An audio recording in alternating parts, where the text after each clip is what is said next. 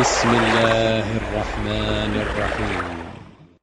ويسألونك عن ذي القرنين قل سأتلو عليكم منه ذكرا إنا مكنا له في الأرض وآتيناه من كل شيء سببا فأتبع سببا حتى إذا بلغ مغرب الشمس وجدها تغرب في عين حمئة ووجد عنده قوما قلنا يا ذا القرنين إما أن تعذب وإما أن تتخذ فيهم حسنا قال أما من ظلم فسوف نعذبه ثم يرد إلى ربه فيعذبه عذابا نكرا وأما من آمن وعمل صالحا فله جزاء الحسنى وسنقول له من أمرنا يسرا ثم أتبع سببا حتى إذا بلغ مطلع الشمس وجدها تطلع على قوم لم نجعل لهم من دونها سترا كذلك وقد أحطنا بما لديه خبرا ثم أتبع سببا حتى إذا بلغ بين السدين وجد من دونهما قوما لا يكادون يفقهون قولا قالوا يا ذا القرنين إن يأجوج ومأجوج مفسدون في الأرض فهل نجعل لك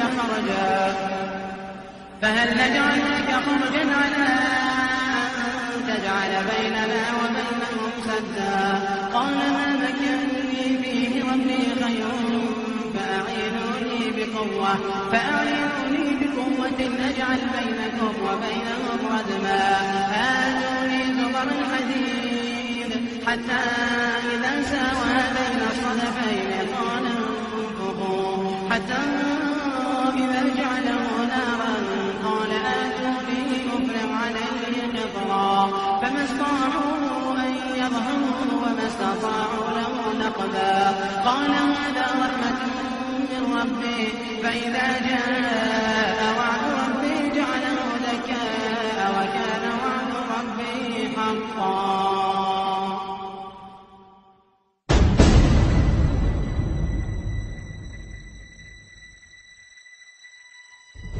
The question there about Zulkarnain, Karn is a horn, so Karnani, two horns, Karnain. But Karn is also an age, an epoch. And that's why he's called Zulkarnain, because he lived 2 centuries.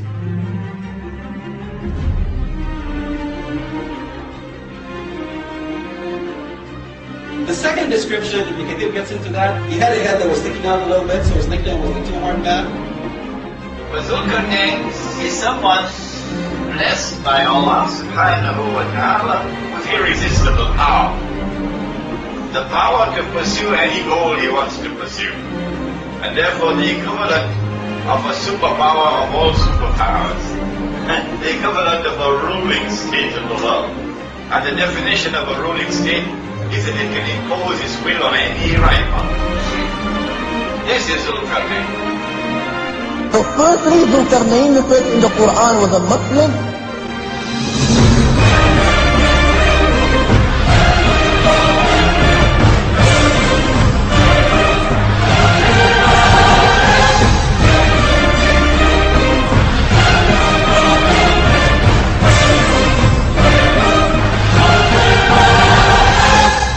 Secondly, Zulkarnain was an Arab, and he has been mentioned a lot in their poetry.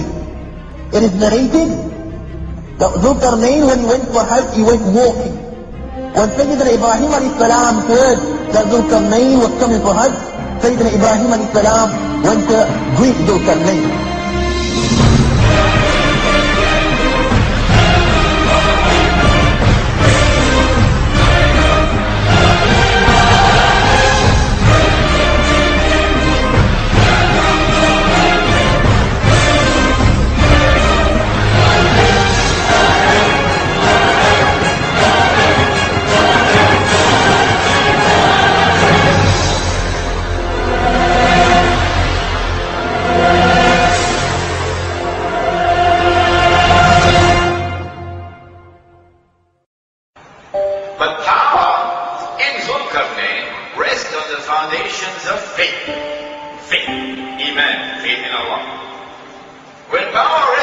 foundations of faith, how will that power be used? The Quran describes now his first journey in the direction of the setting of the sun.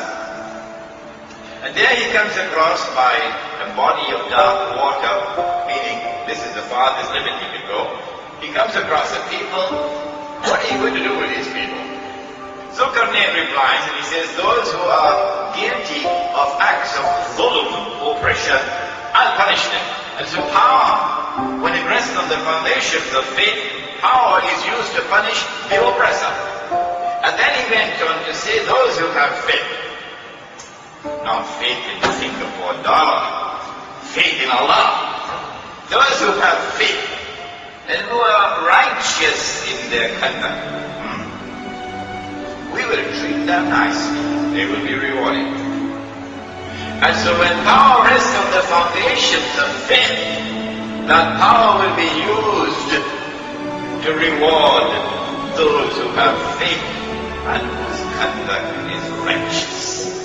And then Zulkarnain traveled in the opposite direction, in the direction of the rising of the sun. And there he came across a people for whom we have provided no cover, meaning cover from the elements. And so a people living an essentially primitive way of life. When power rests on the foundations of faith, how will power respond to the primitive way of life? To respect the primitive way of life and to allow these people to continue their indigenous way of life, preserved with integrity. Zulkarnain now travels in a third direction, and there he comes across a pass between two mountain ranges. And there in that pass he comes across a people. And the Quran describes these people. And pay careful attention to that description. لَا يَكَادُونَ يَفْقَهُونَ قَوْلًا. Could not understand their language. No one could understand their language. Why could no one understand their language? Simple. Because these people had never interacted with the rest of mankind. There was never any trade, so you have to travel to learn languages to trade. They had never walked on the stage of history like the Chinese civilization, like the Egyptian civilization, like ancient Babylon, like Africa, like Mexico. No. These are people who live essentially like wild tribes. And so they are unknown in history. No one knows their language.